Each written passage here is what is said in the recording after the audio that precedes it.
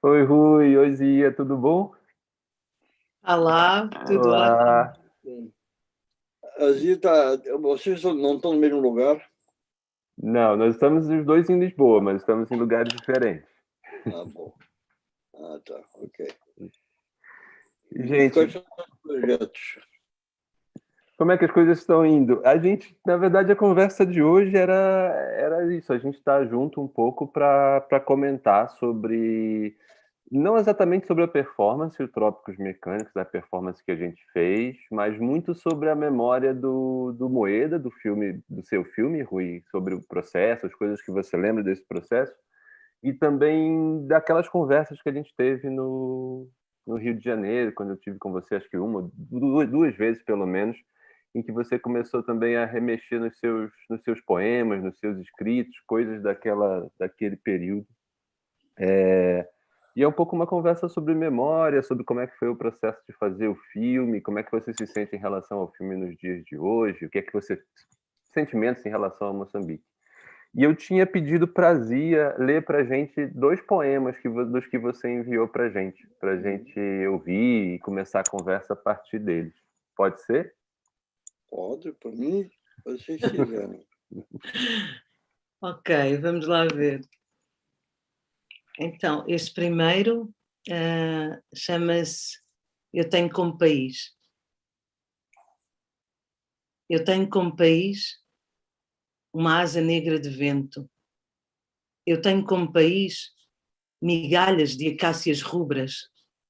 Eu tenho como país espadas fugazes de madrugadas. Eu tenho como país um veludo satânico de mulher. Eu tenho como país uma bússola gangrenada de esperança. Na verdade, eu só tenho como país essa insônia teimosa dentro de um sonho vivo. A minha saudade é tão intensa, tão fisiológica, tão crua, que um pedaço de terra moçambicana eu a comeria, neste medo de perder a lembrança de seu sabor. Até acredito por você, parece que é um bom poema, né? Não, Rui, este poema e é tão especial e o Filipe sabe bem porquê, não só porque ele é tão especial na escrita e tudo o que diz, mas porque também nos acompanhou ao longo do tempo em que nós estivemos no processo da performance e, e inicialmente no texto, mas depois a partir de meio do processo era sempre com a voz do Rui a dizê-lo, como acontece na própria performance. E é um momento na performance, para mim particularmente, em que eu fico completamente vulnerável e fico muito emocionada e tenho muita vontade de chorar e fico muito feliz porque isso acontece no final da performance e é muito. E eu consigo ao mesmo tempo senti-lo tão bem e entendê-lo tão bem de alguma forma. Não tenho palavras. É lindo e obrigada, Rui, mesmo. Obrigado por dizer tão bem, até a mim como eu. Eu acho que é de uma pequena safra de 80. Se eu estou lembrado, tenho a memória visual de ter visto 81 nessa, né? Foi escrita em 1981. Nesse poema, o que está escrito tá escrito Maputo, data esquecida. Mas Esse eu tá- encontrei. Ah, encontrou? Eu tenho Lembrou a data? uns dias, dois, já 3 dias atrás, 2, 3 dias atrás, Ah, eu já uau. supunha por um outro poema que eram tinha 81. Mas ainda encontrei uma versão, porque eu com a Maria, em ordem, toda essa poesia que estava aí toda pendurada, misturada, não sei o quê. Claro que foi um amigo crítico para dar uma ajudada e coisa, uma selecionada, selecionou uns 150, né? Por volta de 150 poemas. Uau. E, e apareceu esse, que tinha lá, ela disse, olha aqui, então agora tem confirmação que é de 1981. Foi 81. Eu até Certo. achei estranho que em 1981 eu achei que não estava em Moçambique, eu achei que tinha saído lá dessa viagem em 80. Mas está escrito em 81 e está Maputo, porque foi escrito lá mesmo em 81. Eu é que tenho que ratificar a memória da viagem e alargar mais um pouquinho, mais um tempinho que estive lá. Mas como eu fiz nessa época muitas viagens, pequenas viagens que eu estava montando justamente até aquela segunda parte das atas de descolonização, aquela com o Samora Machel, ia lá muitas vezes para supervisionar a montagem. Numa dessas viagens eu devo ter escrito esse poema. Nessa época, então, você estava fazendo, já tinha feito Moeda e estava trabalhando com esses outros filmes com o Samora. Era aquelas que você ia para as reuniões, filmar as reuniões do Samora com as pessoas, com os grupos regionais, é isso? Eu não ia para as reuniões de Samora. Na realidade, eu fui a 2 reuniões de Samora. Essa que durou uma semana inteira, não é? Que é que é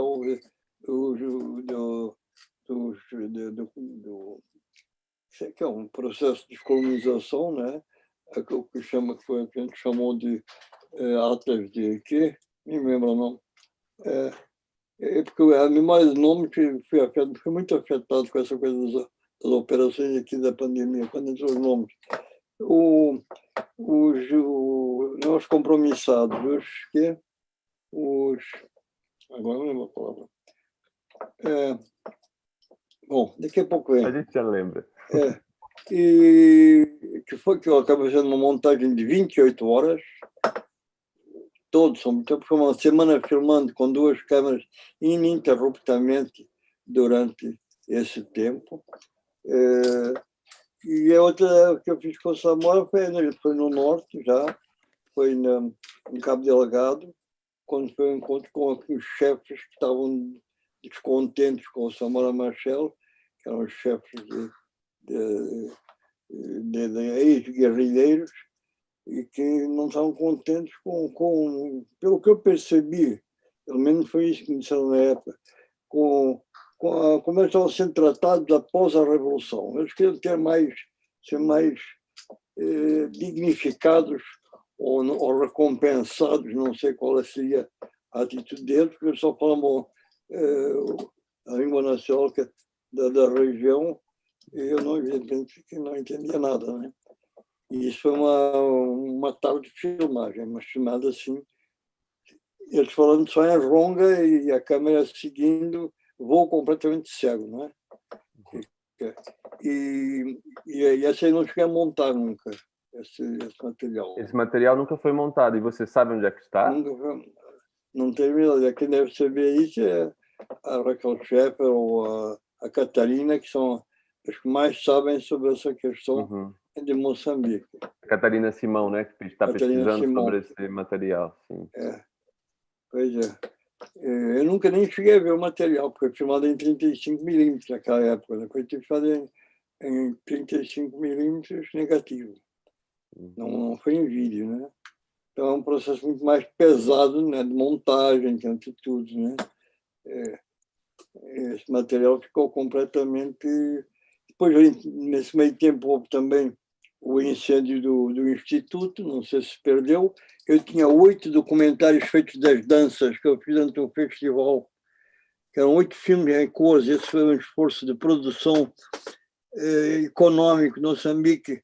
E era uma seleção de um festival de danças que houve em Maputo, em que foi selecionado cada dança particular de cada região, através de um processo de seleção regional que levou meses, e eles foram para Maputo e fizeram um festival. E eu peguei cada uma dessas danças e pus fora do habitat, digamos, natural de cada uma delas. A dança de uma pequena selva, eu pus num cais do Porto, outro que era não sei o quê, eu pus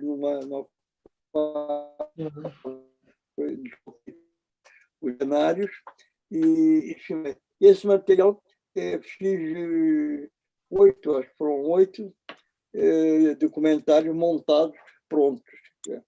E desapareceram os 8. Tem uma perna incrível. Os 8 ou se queimaram ou estão considerados perdidos. Então, dos filmes que você fez em Moçambique nesse período, o único que a gente pode ver é o Moeda, Memória e Massacre. É isso? Não. Fiz também a Operação Búfalo, que era uma operação ecológica da BAT. E fiz também Um Povo Nunca Morre, que foi quando foi o traslado dos restos mortais dos guerrilheiros que estavam na Tanzânia e que foram transportados para o mausoléu, para o monumento. E acho que foram só esses. Aí fiz um, mas fiz para minha conta própria, fiz um em 8mm, da ilha de Moçambique, também, que eu doei, junto com as fotografias, quando eu fui para a Independência, eu fotografei muito. Né? Eu levei 3 câmeras, de moto próprio, não tinha nenhum compromisso com o governo, né? nem o atual, nem o da Frelimo que estava tomando posse. Né? Eu fui para o dia da Independência, porque eu queria estar lá nesse dia, e gravei 2 câmeras fotográficas, 3 câmeras fotográficas, duas em preto e branco e 2 com colorido. E tirei perto de 2.000 fotografias, mas nada oficial, muito pouca coisa. Tirei o povo em festa. E depois, quando acabei isso, eu ofereci para Frelimo. E depois eu sei que algumas fotos, vagamente eu reconheci como sendo em algumas coisas oficiais, mas nunca sei o que foi feito desse arquivo dessas fotos que eu ofereci. Né? Também ficaram... Você doou para a Frelimo e não sabe onde é que estão. Deve estar por lá, né? Algumas devem ter coisas oficiais, outras devem estar, não sei. Porque teria fotografia lindíssima. O povo em festa, ainda eu só fotografei isso, né? Praticamente. Quer dizer, fotografia um pouco mais, porque eu também visitei as bases da Frelimo, estavam escondidos uma viagem especial para isso, que o ministro, né, o ministro Cabasso, me disse: é bom conhecer antes que isso desapareça, porque é uma coisa muito, muito rudimentar e muito primitiva. E fui lá com a câmera com um dos companheiros, que era também moçambicano, que era o Silva, o Fernando Silva, que sei que foi o que mais trabalha no Cuxacanema, e esse material que também foi filmado, também não sei o que aconteceu com ele.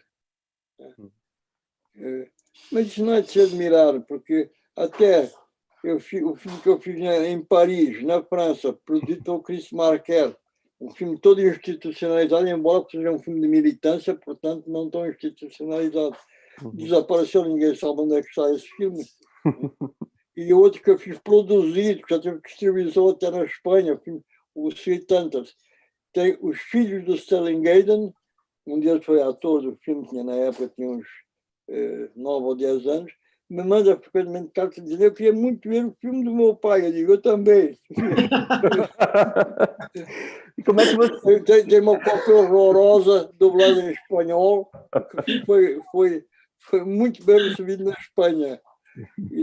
Mas numa versão espanhola, e as cores desapareceram todas, é absolutamente impossível ver, uma cor lindíssima, mas tecnicamente foram desaparecendo, o filme praticamente não existe. Até o chamado Primeiro Mundo não consegue conservar, né?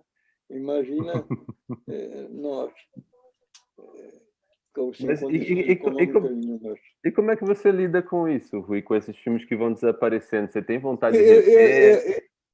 Eu li coisas de uma forma muito simples, desde que eu de vez em quando arrumo as minhas próprias justificativas, os meus próprios slogans, ou as minhas próprias metáforas para lidar com as coisas. Uma que eu uso com uma certa frequência, né, diante das situações, é assim, para poder aguentar certas coisas, assim: colabora sempre com o inevitável. Eu colaboro com o inevitável, quando é preciso. Agora, é o que é inevitável e o que é evitável. O inevitável tem que ser mesmo coisas. E depois eu sou um cara que tem uma certa dosagem de otimismo, fui desenvolvendo ao longo do tempo, embora ao longo do tempo as coisas tivessem piorado em muitos sentidos, eu fui aumentando o meu coeficiente de bom humor. Então, eu digo: alguém vai descobrir isso, um dia isso aparece. Vão aparecer. Aí, o que não agora acho que as coisas não desaparecem de uma forma permanente. E mais que não seja, temos a memória. e na nossa memória nós podemos guardar muita coisa e contar para os outros. Temos a capacidade de contar, de falar, de escrever. Eu acho que elas não desaparecem. E o último reduto que nós temos da nossa preservação é a memória. Então, eu trabalho com a memória nessas coisas. Me lembro de coisas, me lembro dos filmes. E pronto. E é assim que se a gente resiste essas coisas, porque se for começar a choramingar pelas coisas perdidas, a gente fica uma pessoa muito chata, né? É. Rui, eu tenho aqui uma curiosidade. Como é que foi o processo do filme sobre Moeda? Ele acontece porquê? Ele acontece assim de forma. Quando eu cheguei a Moçambique, eu me deram inteira liberdade de fazer o que eu quisesse. Eu achei que eu precisava de formar quadros técnicos e artísticos e voltados para o pensamento cinematográfico, né? Então, uma parte do meu esforço era nesse sentido, de formação. Levei quadros de técnicos, a maior parte brasileiros, que é o mais disponível. Tentei um pouco em Portugal, mas era muito mais complicada a mecânica, que evidentemente naquela época era mais o apoio que se tinha do Partido Comunista Português, mas o Partido Comunista se movia com lentidão dentro dessa área, porque acho que era difícil para eles essa relação com um país no estágio em que estava Moçambique na época, numa fase de pré-independência. Uhum. Então, mais pessoal brasileiro, além de que eu já conhecia mais gente aqui de técnicos disponíveis do que em Portugal, né? Então, e outro aspecto é que eu estava se desenvolvendo na época um projeto muito interessante das aldeias comunais, que era uma espécie de aldeias que ficam autossuficientes, com toda uma visão de aproveitamento, de não destruição, de preservação e de autossuficiência, etc. Enfim, um certo olhar e visão sobre o que seria um Moçambique futuro, e essas aldeias são, digamos, núcleos desse projeto para o país inteiro, mas em forma de aldeia. Era o projeto das aldeias comunais. Eu achei isso muito interessante e me pus em contato com o dirigente geral das aldeias comunais e com o apoio do Ministério da Informação, ao qual o cinema estava vinculado, e me propus e criei junto com o arquiteto uma espécie de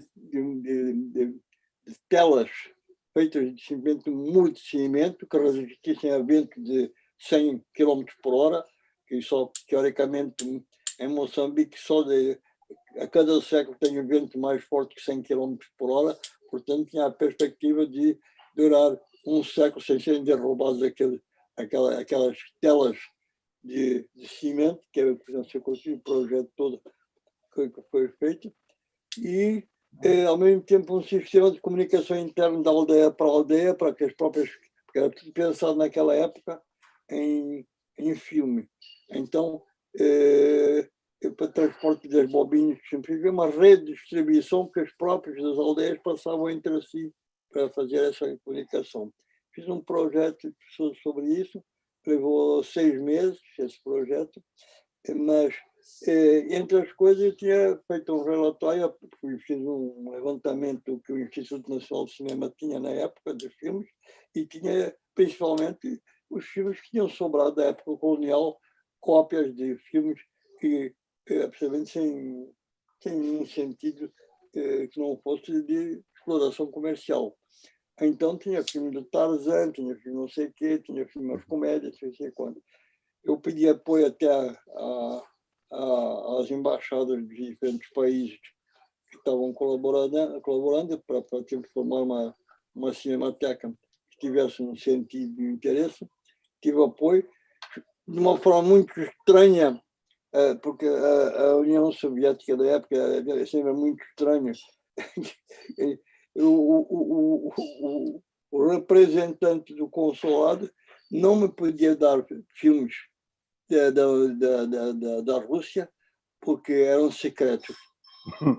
Eisenstein, Podovkin, Dovzhenko, Dziga Vertov, os clássicos que você compra por $20 em Londres, não podia dar porque era segredo de Estado. Não consegui fazê-lo compreender que aquele não, nós não podemos, porque isso é uma área muito fechada da União Soviética, os grandes clássicos. Então não consegui esse filme. E quando eu fiz a relação dos filmes que tinha no Instituto, eu fiz a relação completa. E pus todos os filmes que tinha. E propus até uma espécie de comitê para analisar depois os filmes, para que seria a distribuição dos filmes. Mas houve um mal-entendido e não houve início da informação. Acho que era, na época, o Rebelo, quando o projeto ficou pronto, ele disse que eu estava querendo passar filmes do Tarzan nas aldeias comunais e que o camarada Rui Guerra tinha feito uma proposta que era inaceitável. Bom, então o camarada Rui Guerra foi falar com o camarada Rebelo, que ele disse para o camarada Rebelo que já que eu não ia fazer o projeto das aldeias comunais, eu tinha sabido pelo Camilo de Souza, que é um moçambicano, que é cineasta hoje, mas já queria ser cineasta na época, que é o sobrinho da Noêmia de Souza, uma grande poeta moçambicana, que eu recomendo a leitura, junto com os grandes poetas. Eu propus ao camarada Rebelo, eu soube de filmar moeda, que eu conhecia que as datas coincidiam tal perto. Então, autorizou, eu peguei 2 ou 3 companheiros e fomos filmar. Chegamos lá 2 dias antes, não sabíamos como se passava, e filmamos o que aconteceu, e foi completamente improvisado, e foi assim que foi feito moeda. Depois que eu acabei de fazer moeda, teve um quiprocó, porque o governador Pachinópolis, que era o governador de Cabo Delgado na época, tinha uma verba, uma força pessoal muito grande, e que contava a história da moeda. Era fantástica a presença dele. Como ele fez essa participação uniforme da Frelimo, foi questionado se podia que dava um cunho muito oficial a essa versão, que era uma versão que não tinha sido, digamos, autorizada ou discutida pela Frelimo, e que podia oficializar certas opiniões que podia ser depois contestada pela própria Frelimo. Então propuseram substituir. Me perguntaram, o camarada Rebelo me chamou, não perguntou se tecnicamente não era possível substituir o camarada, então o camarada Rebelo, naquela altura era tudo camarada, era o camarada ministro, o camarada assassino, o camarada bandido, o camarada cristiano, o camarada qualquer coisa. E então o camarada Rebelo, o camarada ministro, me fez essa pergunta de uma forma muito civil, porque era uma pessoa muito correta e muito severa, de certa forma, se eu não poderia substituir o camarada Pachinópolis por alguma... Mas eu disse que tecnicamente, eu colocar assim, tecnicamente não é possível. E disse, tecnicamente é possível, nem é tão complicado assim, mas vai perder muito o filme. Pela presença, pela eloquência, por tudo que representou a figura dele, que era um esteio desse filme, na narrativa desse filme. Então, ele pediu para eu uma parte disso. Eu disse que não faria isso, que o filme, para mim, era aquele que eu não ia trocar por nenhum ator. Me propôs um ator lá, que eu não tenho nenhuma opinião sobre ele, nem boa nem má, porque não cheguei a trabalhar com ele, só conheci rapidamente assim. Mas eu sabia que ia perder muito. O que eu temo, o que eu acho que aconteceu, foi que nesse processo de montar substituição do então governador Pachinópolis por esse ator, mudanças foram feitas na narrativa do filme. Outras mudanças foram feitas? Outras mudanças foram feitas. O filme não ficou mais o mesmo. Mexeram no filme. Tanto que eu acho uma coisa muito estranha, certa coisa. E, inclusive, a única coisa que eu outra coisa, havia o administrador português, acho que branco, tenho quase certeza, mas isso eu ia perguntar para a Catarina, que foi o que comandou o massacre, não sabe, comandou, que estava presente, que era um posto, né? Era o chefe do posto, não é que ele tenha comandado a ordem de massacre, mas estava aí oficialmente na hora do massacre, o representante, digamos, político-administrativo daquele posto. Ele, depois de Moçambique, depois desse massacre, depois da independência, ele ficou em Moçambique, foi adaptado, enfim, passou por um processo de julgamento da participação dele, foi considerado que era perfeitamente admissível, não era como poderia parecer, e ele ficou. Eu tinha feito uma entrevista com ele, essa entrevista também desapareceu do filme. Essa entrevista estava no filme, na sua versão? Estava no filme, desapareceu. O que, quer dizer, assim, o filme é o que é com as suas circunstâncias, né? Então, é isso. Mas eu mesmo, apesar de todas essas coisas, estou muito contente de ter conseguido fazer esse filme, porque naquele momento era também um momento que era preciso para os trabalhadores do Instituto Nacional de Cinema tivessem a certeza de que eram capazes de levar um processo de um filme desde a ideia até o final. Por isso que para revelar o filme copiado ou no Zimbábue, ou até em Londres, eles não, tem que ser feito totalmente em Moçambique, com as deficiências e com todas as técnicas. É um filme feito inteiramente em Moçambique. É a primeira ficção que a gente vai fazer sobre longa-metragem. Longa-metragem já tinha sido feito, mas com o caráter da ficção. Como o meu conceito de ficção é muito... não é particular, mas não era muito, digamos, muito visível naquela época. Hoje é mais aceita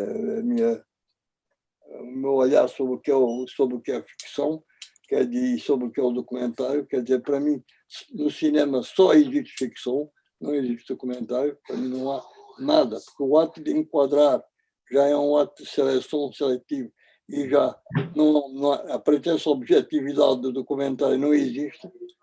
De qualquer maneira, seria sempre um filme de ficção, né? Com certas características, para haver uma narrativa interna dos contadores, dos narradores de moeda, né? Eu gosto, apesar do filme eu não reconhecer mais como eu fiz, eu tenho um carinho muito grande por esse filme, evidentemente, porque faz parte de um momento importante da minha vida. Foi também a volta a Moçambique depois, a independência depois de quase 30 anos fora, né?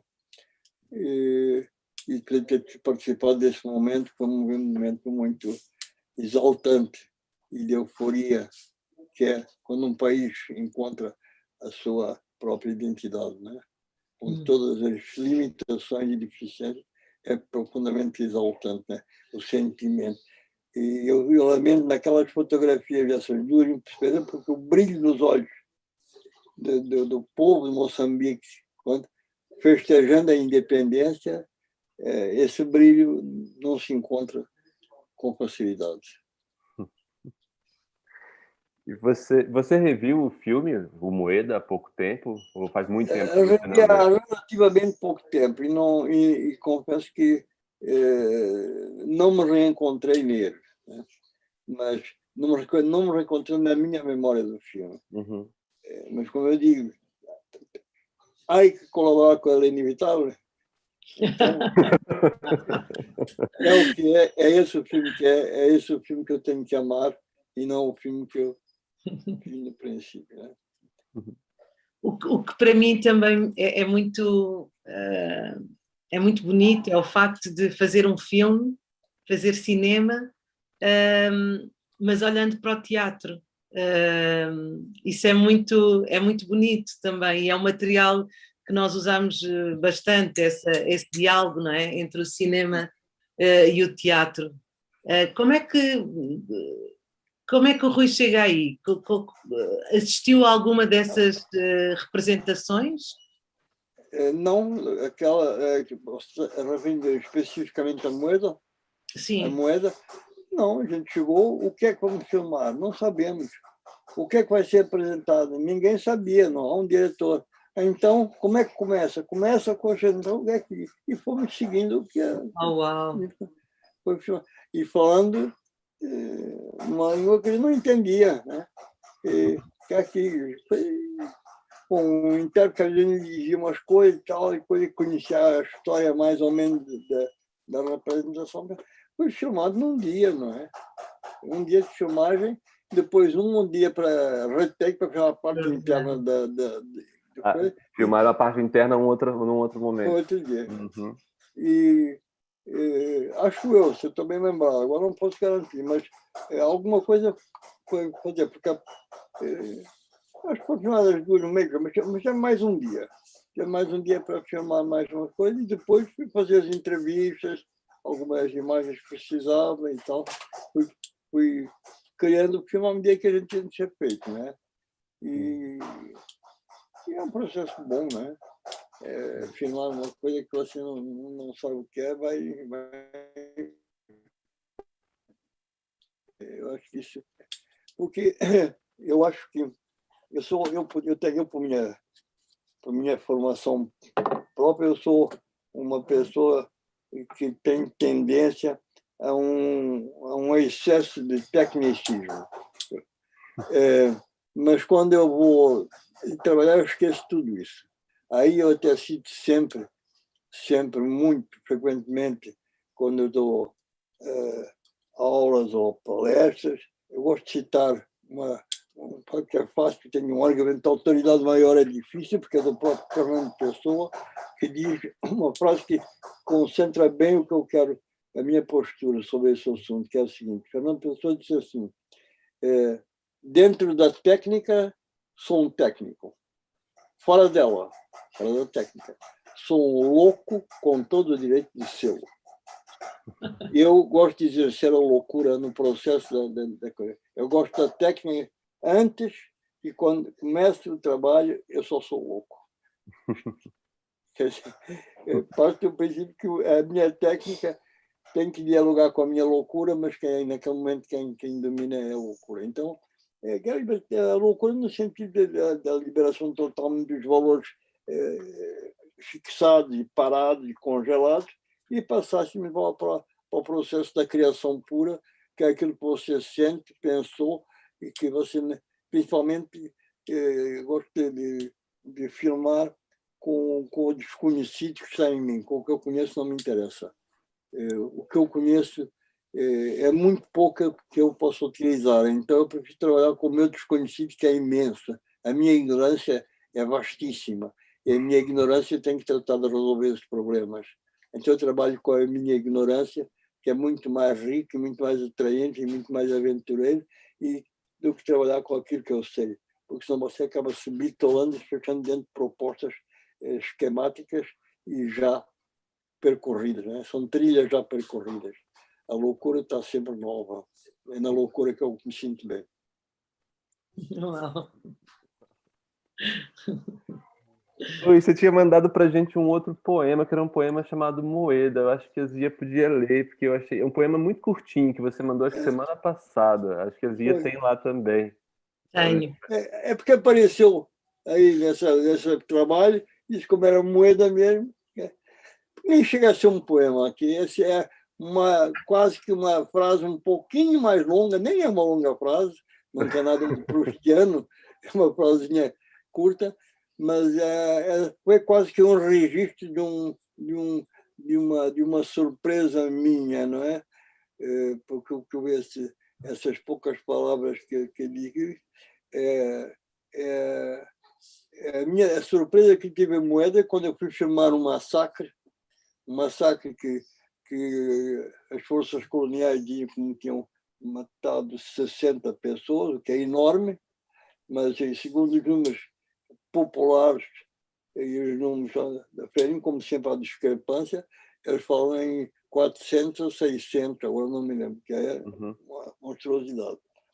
E quando eu fui filmar esse massacre, eu ia com esses números na cabeça. Mataram ou 60 ou 400 pessoas. De qualquer maneira, uma emboscada, disseram, venha, vamos dar a liberdade para você, e querem ficar com metralhadores lá metralhando e matando aquelas pessoas. E quando eu fui filmar, havia muitos desses que tinham estado durante esse massacre e que faziam parte dessa comemoração de todos os anos, né? Na mesma data, no mesmo local. E o que eu esperava de tudo, menos aquilo que, como eu não sabia nada, era que aqui era uma grande festa e que o próprio ato dos cipaios, os policiais coloniais, fingindo que batiam no público, tá? Era tudo uma alegria, uma brincadeira enorme. Então, eu escrevi esse registro, que a gente vai registrar a minha perplexidade, a minha surpresa e a minha alegria de ver como um povo que dá o passo para a libertação é capaz de fazer de um massacre uma festa, né? A ideia da libertação é maior que a ideia da morte. Não foi as pessoas que morreram que estão ali só, eu estou colocando, que estão fazendo a alegria de que essas mortes e de que essa participação tenha levado a independência, a libertação. Se eu fizer um solo, não chama como é, sou muito educado, tinha mandado assim, porque surgiu dentro dos papéis que tinha por aí perdidos, né? Quer ler para a gente, Zia? Bem, sim. Essa anotaçãozinha. Essa anotaçãozinha que se chama Moeda.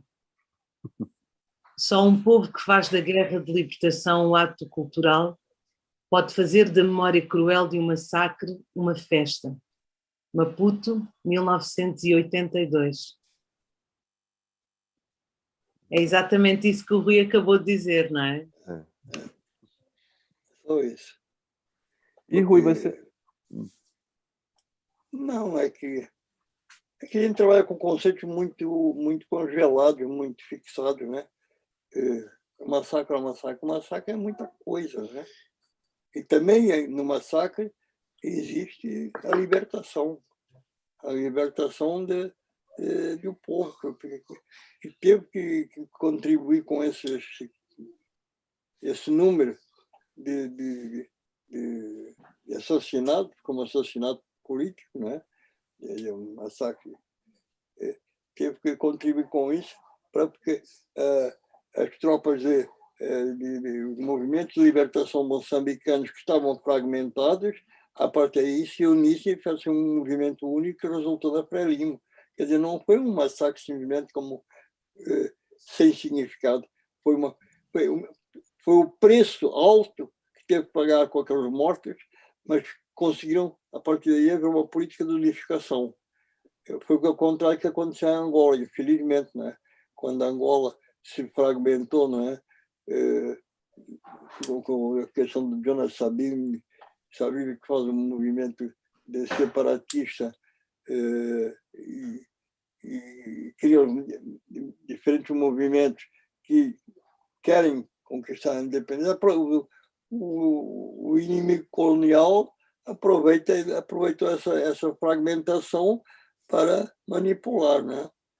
E Moçambique não conseguiu, porque a FERIM se unificou a partir do custo desse massacre, né? Então, uma moeda tem um significado muito forte dentro desse processo de libertação e independência de Moçambique, né? E eu fico pensando por que é que me foi dada essa oportunidade de poder registrar isso, né? Parece que essa coisa, há momentos que você se encontra em lugares onde deveria estar e há momentos que você se encontra em lugares onde não deveria estar, né? Então você tem que se congratular quando você está num lugar onde, de facto, a tua presença tem algum significado para ti e para os outros. Não é? Até porque essas representações do massacre, não é, que aconteciam nas ruas, nesta altura já não acontecem, de há uns anos para cá, não é? O Filipe saberá melhor desde quando não acontecem, portanto, é de facto um acontecimento que deixou de ter lugar, não é? Faziam até 95, faziam regularmente, e agora já não fazem todo ano, fazem alguns aniversários redondos. Eu acho que há 2 anos atrás, quando completou... ano passado, acho que quando completou... Foram 60 anos, ano passado, fizeram novamente essa representação lá, mas como um evento especial. Perdeu-se desde 95, perdeu-se a coisa anual. E eu acho que teve a ver, Rui, até onde eu pesquisei, teve a ver com que as próprias pessoas envolvidas com a representação desde 74, que eu acho que foi quando começou, foram abandonando, foram envelhecendo, foram largando, e em 95 isso parou de ser feito.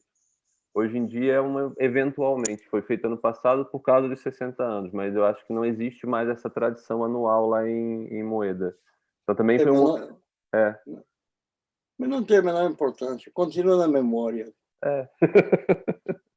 Memória é muito poderosa. Volta à sua forma moral e vai ser contado. E talvez seja mais forte sendo contado. Né? É a memória da memória, né? Porque era um teatro. Da memória. Isso aí já é para estudos especializados que eu não, por o qual eu não me sinto muito atraído.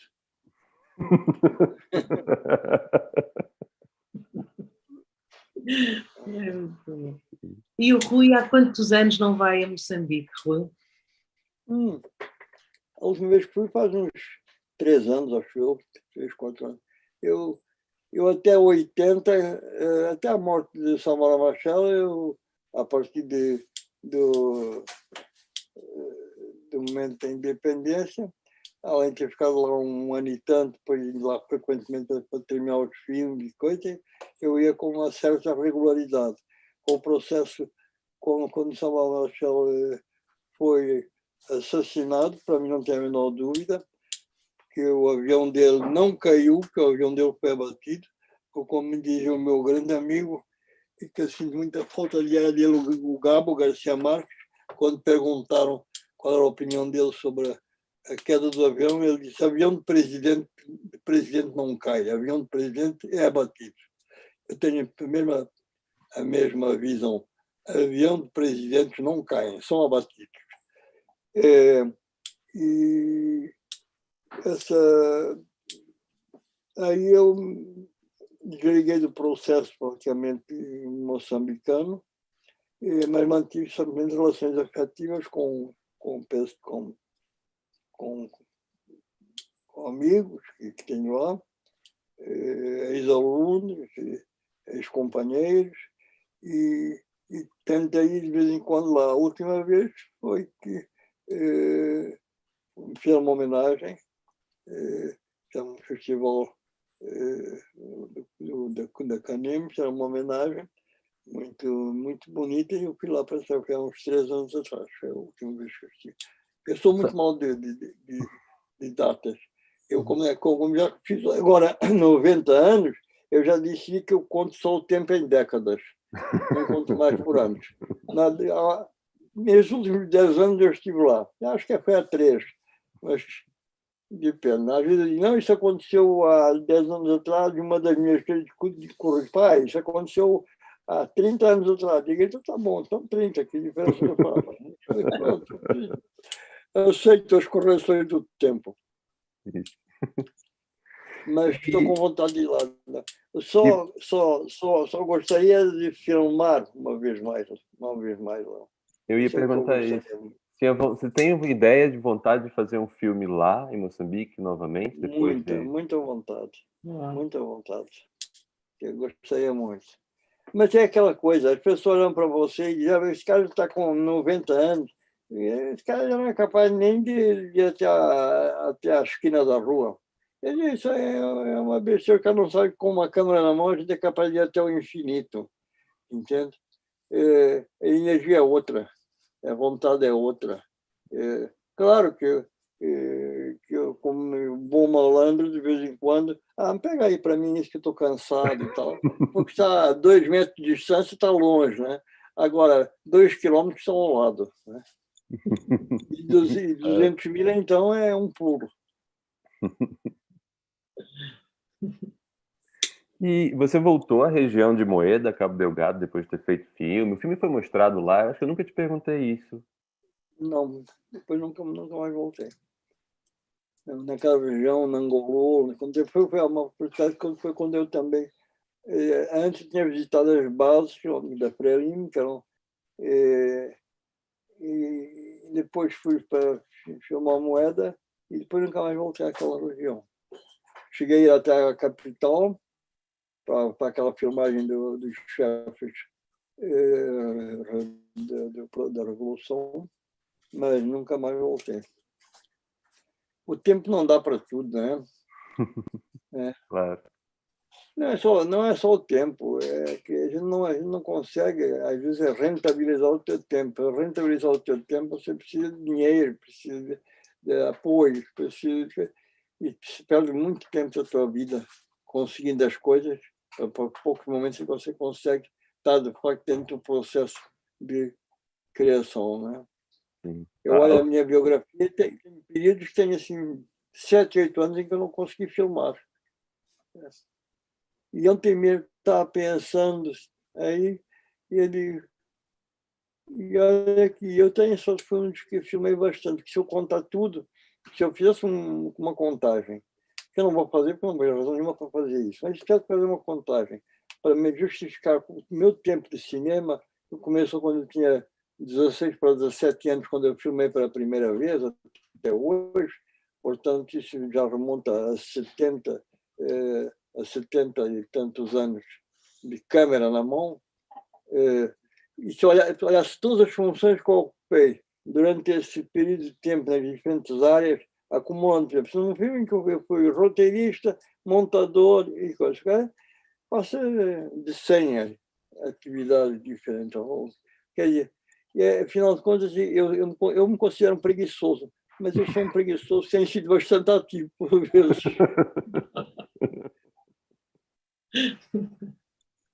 Mas gostaria muito de filmar em Moçambique, sim. Gostaria muito. E você tem ideia de onde você gostaria de filmar em Moçambique? Tem uma ideia na cabeça? Alguma coisa? São imagens? Não. Era vontade de ir para lá com uma câmera? Com uma câmera, pegar um pessoal lá, levar um ou dois comigo e ver. Eu talvez em Moçambique nunca parei para pensar. Eu tentei com o Miyakoto, fiz mais 2 tentativas, mas não resultaram para fazer um filme de ficção. Mas hoje, devido ao fato não é que o meu tempo seja escasso, porque eu tenho muito tempo de vida ainda, porque eu vou viver, nem todo mundo sabe, mas eu já terminei a minha morte. Aqui deu um problema aqui com essa luz. Depende da vontade dela funcionar ou não. Pronto. Pronto. Ela vai querer. Eu sinto que ela vai querer, mas agora voltou.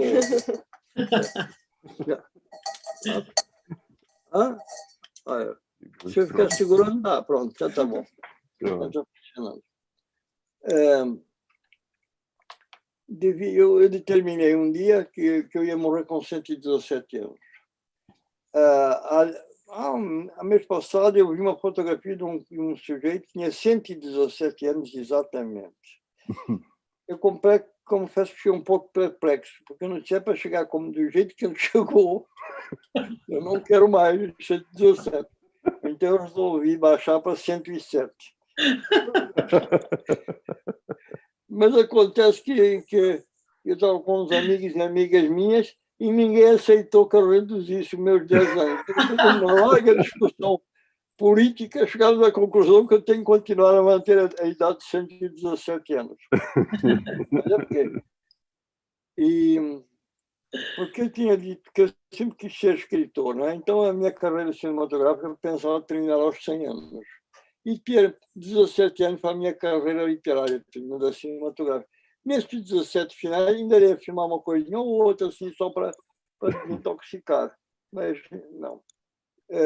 Agora, diante disso, eu não sei se teria, a não ser se isso uma história muito, muito pronta, porque eu não me sinto capaz de escrever para Moçambique uma ficção.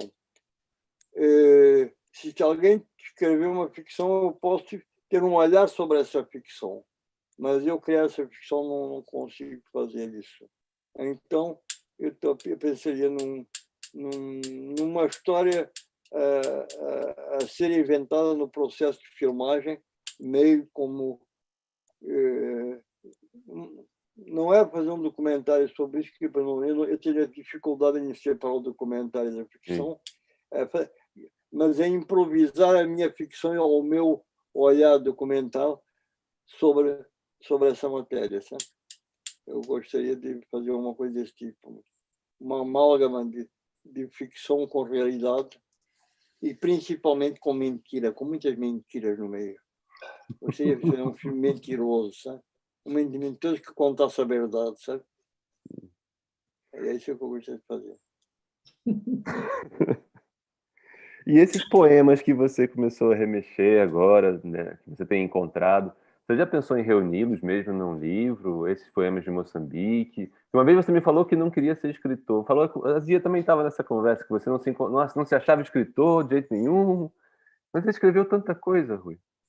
Não, agora eu vou fazer, porque eu fui... Eu vendi parte do acervo, que é um instituto, Moreira Salles, que é um dos melhores institutos aqui do Brasil, aqui no Rio de São Paulo, mas é melhor do Brasil.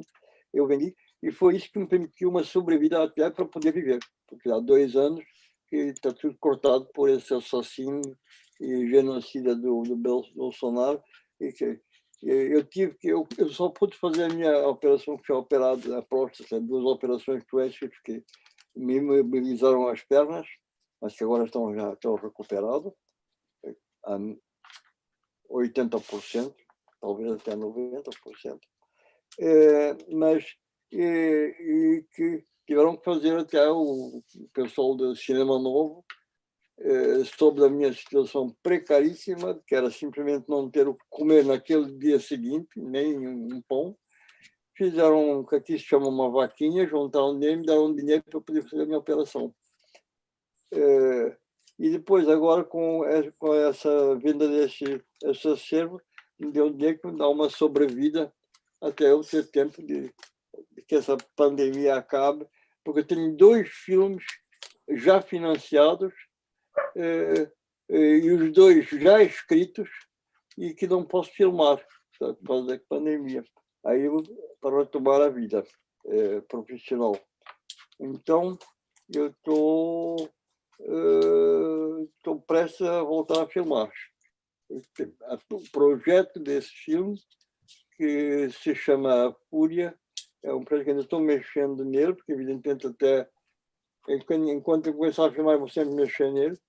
A gente está pensando que a gente dá poder começar a filmar verdadeiramente em abril. Então já está mais próximo, né? E tem um outro filme que já também tem que estar completamente financiado e que também está esperando entrar na fila. Então o terceiro filme vai ser o Moçambicano, até lá.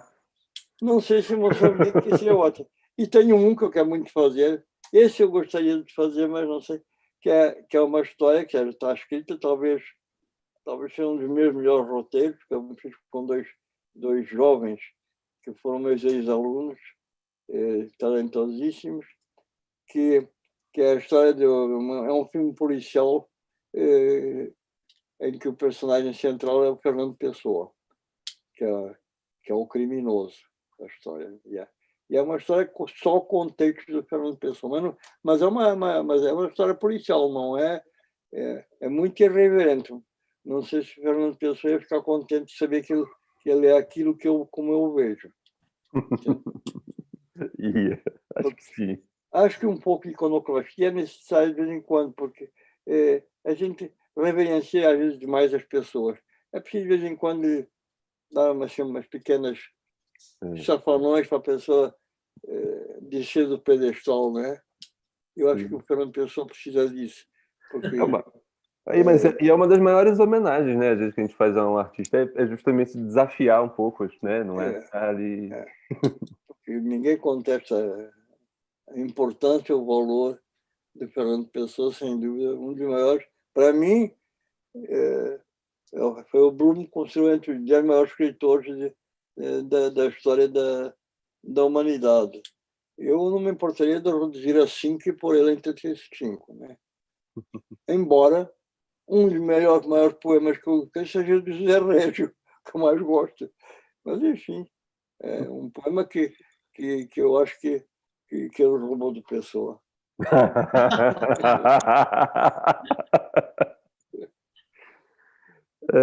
E a sua relação com a música, Rui, que é muito interessante também. Nesse momento, estou fazendo uma coisa curiosa, porque eu escrevi uma peça há uns 6 anos, que foi montada aqui, foi montada por Edson no celular, que me pediu um dia para escrever uma peça sobre o Dom Quixote. E eu disse, eu não queria, porque era um trabalho musical. Mas eu sempre tinha pensado no Dom Quixote do Nordeste. Então eu aceitei, sentei e durante 8 meses escrevi um musical sobre o Dom Quixote, que chama Dom Quixote do Lugar Nenhum. E escrevi também as letras de música. Mas acontece que, na hora de montar a produção, faltou dinheiro. Então não, foi feito sem ser musical. E agora estão querendo montar como musical, e eu fui reler a peça e achei que as letras das músicas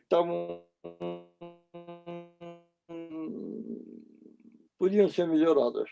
Então, eu estou reescrevendo uma parte dessas letras de música. Estou nisso aqui, nesse exato momento aqui. Já reescrevi 4 dessas 16, não vou mexer todas, né? Mas, quer dizer, reajustes. Então, estou mexendo um pouco com a música, que está sendo feita pelo Zé Cabaleiro, e estamos entendendo muito bem, e estou nesse processo de fazer esse musical aí. A gente usava nos nossos ensaios para performance, a gente sempre ouvia o Idaí, A Queda, que é a música que você fez para o filme A Queda. A gente ouvia quase todos os dias. Era música de começo de ensaio, assim, para se concentrar. A Queda, o Idaí. A gente sempre ouvia todos os dias. Às vezes a Zia chegava cantarolando já, assim. Lindo! Esse poema é absolutamente maravilhoso. E na voz do Milton é quase um momento de perfeição, não é? Aqueles momentos que resultam, não é? De encontro, que te escapam e sai uma coisa que você não quis fazer. E saiu, porque não quis fazer, que saiu assim. Você não visava isso. Você faz uma coisa e a coisa escorrega para uma coisa que de repente te surpreende. Isso é que é bom na criação.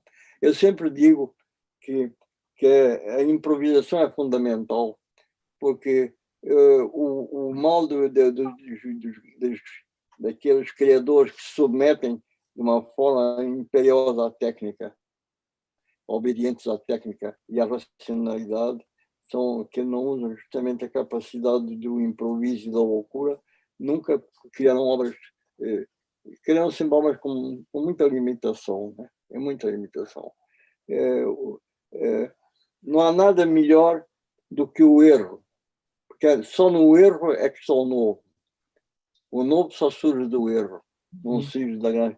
Claro que há um embasamento. O erro não acontece por obra e graça do Espírito Santo. Logo eu, que sou ateu de nascença, nunca me apresentaram Deus. Ateu de nascença é ótimo. Ateu de nascença. Não, tem um filósofo italiano que tem uma frase, eu não esqueci o nome desse filósofo, mas tem uma frase que eu gosto muito e que me apropriei, só que não sei citar textualmente. Que ele diz o seguinte, e a minha posição ele diz com muita sinceridade e, evidentemente, com uma certa dose de humor implícita, que ele diz assim, pergunta se a minha relação com Deus. Ele disse, a minha relação com Deus é ótima, ele é ótimo. Eu não tomo conhecimento da minha existência e eu não tomo conhecimento da existência dele. Eu tenho essa posição, eu também não tomo conta da minha existência, não tomo conta da existência dele. De maneira que quem não acredita em Deus, para quem prefira na obra da criação, você tem que admitir que você tem que trabalhar dentro de uma faixa de imprevisibilidade, de não racionalidade, para cometer erros. Mas esses erros têm que ser construídos sem a tua autorização, sem a tua beneplácito, para que eles sejam, de facto, erros, mas erros que vêm de algum lugar, entende? Que vêm de algum lugar, de onde não sabemos, por isso é que é bom. E trabalhar é isso. Eu acho que o grande criador, o grande artista, tem a obrigação de fazer, de vez em quando, uma obra medíocre. Porque se ele não faz uma obra medíocre, é porque ele está fazendo sempre dentro daquilo que ele conhece, que ele pode ir mais longe. De vez em quando ele tem que fazer uma coisa errada, porque arriscou demais e não teve mãos para segurar. Quer dizer, a mediocridade, para mim, não é um atestado de fraqueza da criação artística, mas é simplesmente o risco que se paga quem não quer trabalhar dentro de mecanismos de já conhecido, né? Se tem que trabalhar, eu gosto de trabalhar com o meu desconhecido. Claro que o meu desconhecido eu procuro largá-lo, mas depois tem que ser sempre o salto do artista é sempre um salto do equilibrista sem rede, né? Se põe rede, já não valeu. Tem que haver sempre a possibilidade de você se esborrachar no ato da criação. É isso. Perigo da derrocada, né? Assim, de que caia tudo, dê tudo errado. Tem que estar sempre com essa sensação de que talvez dê tudo errado. E essa sensação é boa. E o pior é que muitas vezes você acha que deu tudo errado e não deu tão errado assim. Às vezes foi melhor do que você pensava. Sim. Entende? Isso filmando... Tem de tudo. Isso filmando acontece muito, assim. Às vezes de eu filmar alguma coisa, achar que aquele dia deu tudo errado e depois o material é extraordinário. E alguns dias que eu achei que deu tudo certo, você vai ver o material depois na montagem e fala, ih, não tem alma, não tem nada aqui. Tem que ser. E o prazer, você tem que ter prazer de criar, né? Eu não faço filmes para sofrer. Eu faço filme para ter um grande prazer. Eu sou um cineasta que, quando no ato de filmar, eu não quero que ninguém estrague o meu brinquedo. Tá? Aí eu fico curioso sem estragar o meu brinquedo. E criança, é um ato de alegria. Por isso eu gosto que Moeda tenha se transformado numa festa, né? Quer dizer, entende? O ser humano não foi feito para sofrer, né? Não foi feito para sofrer, foi para ser alegre.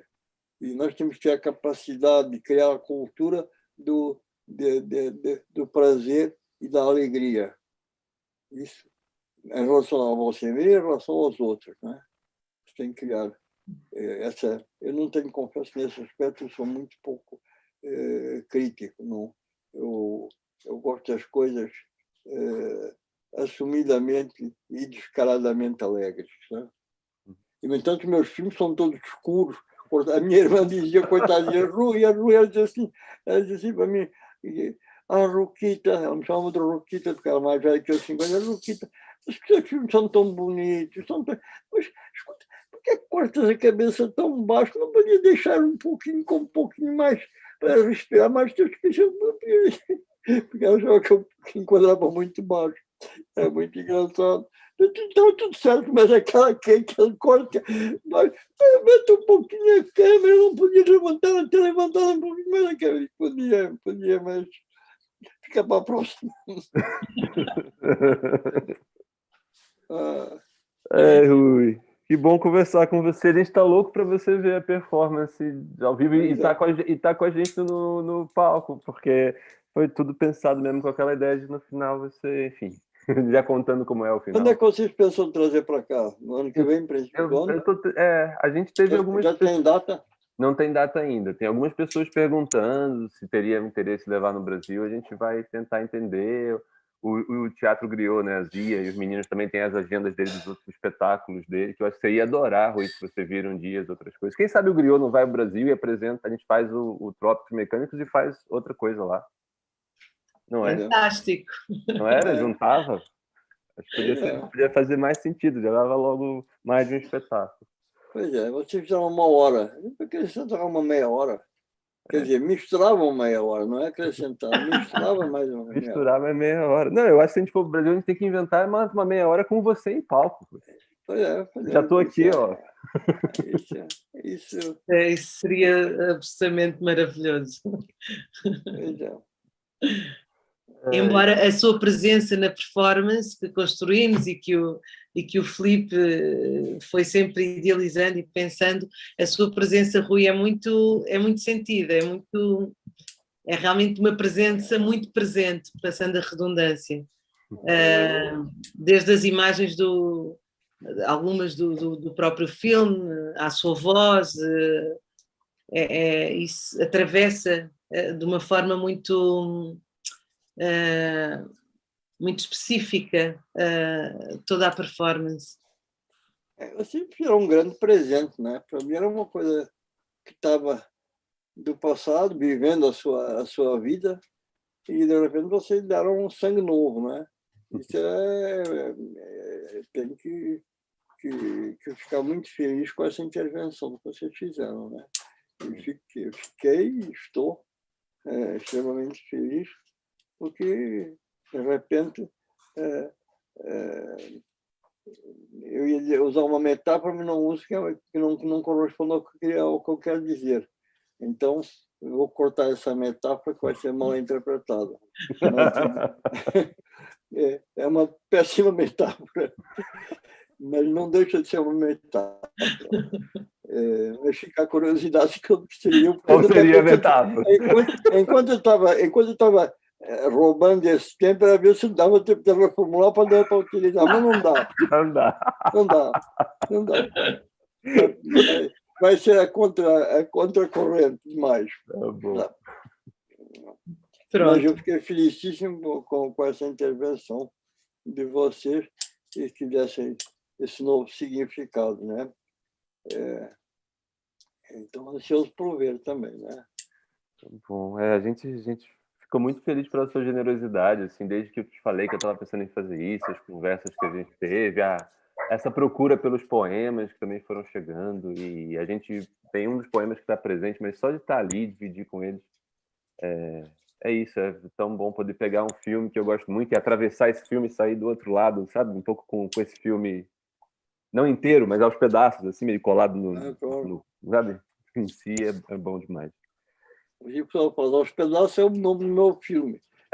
Que é Aos Pedaços. Eu gosto de achar as coisas aos pedaços mesmo. É isso. Eu gosto. Coisas inteiras, muito completas, não dá. Não dá. Ai, eu acho que a conversa de hoje era isso. Zia, quer falar mais alguma coisa? Sim, não sei. Não, quero dizer que é um prazer imenso conhecê-lo, Rui, poder ter as suas palavras, poder ter o seu filme, não só como esse filme, como uma memória também futura, não é? Também como um ponto de partida para produzir memória, que eu acho que é isso que acontece muito, não é? E pronto, e aproveito também para agradecer muito ao Filipe Bragança por ter tido por ter pensado nisto, por ter juntado estes pedaços todos que gostamos tanto e ter começado a costurá-los em conjunto depois connosco, mas eu acho que é um trabalho muito, muito bonito e muito delicado e ao mesmo tempo muito cru também, e isso também me dá nos coloca nesse sítio que há bocado o Rui falava, que é importante também enquanto artistas, que é porque na vida nós, pelo menos eu, passo o tempo todo a querer fugir do abismo e não me colocar muito nesse sítio sem rede, não é? E então quando estamos a criar é quando há a possibilidade encarar isso e poder ter medo quando se tem as pessoas certas ao lado, não é? Para poder avançar e, olha, vamos ver, agora vou cair e não sei qual é o fundo e onde é que eu vou bater. E esse trabalho tem muito isso, de uma forma muito, muito delicada e é muito bonito, e por isso aproveito e agradeço-vos a vocês os dois que estão aqui e aos nossos colegas que com certeza também estarão a ouvir, ou se não estão a ouvir e a ver agora, onde mais tarde ver. Portanto, muito obrigada, é um prazer imenso estar neste processo e neste projeto. Bom.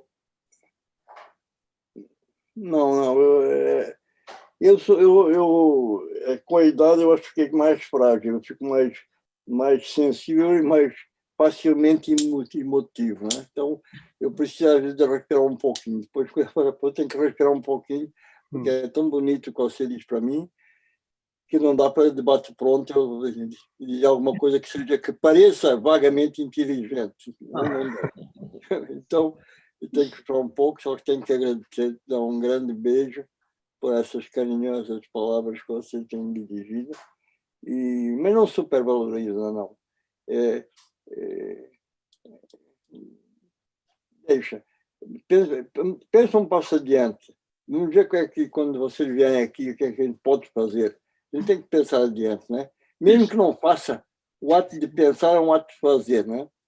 Eu aprendi com o meu pai, é coisa curiosa, eu comecei a aprender muitas coisas com o meu pai agora há poucos anos. Depois dos 80, que eu comecei a aprender coisas com o meu pai, que morreu quando ele tinha 50. E comecei a descobrir que ele me ensinou muita coisa que eu não sabia que ele me estava ensinando, né? Que eu aprendi muita coisa que eu não sabia que estava aprendendo. E é uma coisa, fora aquelas que ele dizia e que eu já achava sem graça. Ele dizia, por exemplo, que o pai dele dizia uma coisa que eu nunca tinha compreendido tão claramente. É fácil, não é nenhuma máxima genial confuciana que me vai gravar na lápide ou num mármore qualquer para fazer uma coisa. Ele diz a mesma coisa, mas que é extremamente importante quando você adquire essa consciência interiorizada, que ele dizia uma coisa muito simples, que ele dizia, Rui, fazer e desfazer, tudo é fazer. É esse fazer e desfazer, tudo é fazer, que é preciso se aprender. Porque faz uma coisa, desfaz. Está estragando, não está estragando, não. Está fazendo. O desfazer é o ato de fazer e o desfazer é o ato de fazer. E quando você começa a compreender isso, você é mais até generoso com você mesmo. Você não tem essa noção, é sempre a mesma noção que eu estou há uns tempos batendo com a cabeça, ricocheteando de um lado para o outro, sempre de um para o outro, que é entre o acerto e o erro, né? Entre o fazer e o não fazer, entre o acerto e o erro. O que é certo e o que é errado. Não há certo nem errado. Existem outras dimensões entre o certo e o errado, entre o fazer e o desfazer. Aí é que é difícil, porque há coisas que a gente sabe que são erradas, tem a convicção profunda e faz parte da nossa, intrinsecamente, você sabe que está errado, você sabe que é um Bolsonaro comandando um país dessa maneira, é uma coisa errada, profundamente errada, né? E não há margem de dúvida. Mas tem um errado que é diferente desse errado. Nós não temos a palavra para isso. Nós falamos palavras para muitos conceitos importantes, porque a gente cria certos conceitos que não sabe nominá-los. Eu, por exemplo, outro dia fiquei surpreso porque um amigo, Paulo Caldas, que é um excelente cineasta brasileiro, fez um filme sobre a saudade. Até percorreu, filmou em Portugal, nos Açores, aqui, etc. Mas tudo isso falou sobre a saudade, muita gente disse coisas muito interessantes sobre a saudade. Mas houve uma alemã que trabalha com o Zé Celso, uma atriz alemã, que já está há bastantes anos trabalhando no teatro no grupo do Zé Celso, da oficina, que disse uma coisa que eu fiquei assim, que eu nunca tinha pensado. Ela disse, a saudade é uma palavra que nós em alemão não temos. Mas nós em alemão temos uma palavra que vocês em português não tem. E a palavra que ela disse com essa noção, é uma palavra extremamente negativa, que é assim, uma palavra específica, como a palavra soldado é específica, que diz: os nossos amigos, eu e os meus amigos, temos ódio pelas mesmas pessoas. Há uma palavra específica para isso. Quer dizer, que os une pelo ódio, entende? E não pelo amor. Entende? Tem uma palavra alemã específica, que não tem a palavra da falsa do outro, mas tem a palavra uma palavra alemã qualquer, e que nós odiamos as mesmas pessoas. Entende? Há conceitos que a gente tem. E a questão do erro, no erro, há dimensões do erro que nós não temos palavras para explicar. O erro é um erro, mas não é um erro. Também não é. É amletiana a coisa. Entre o ser e o não ser, o ser e o estar. É isso. Ah, que bom conversar com você, Rui. Eu tô louco para a gente ir para o Rio, fazer isso no Rio e inventar outras partes todas. É dar um pulo aqui, às vezes a gente tem que viajar. Eu já estive aqui no Rio.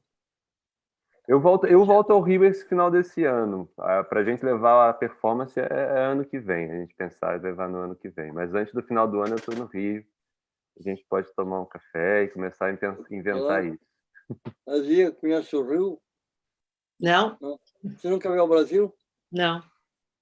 Precisa ver. Sim. Agora ainda mais.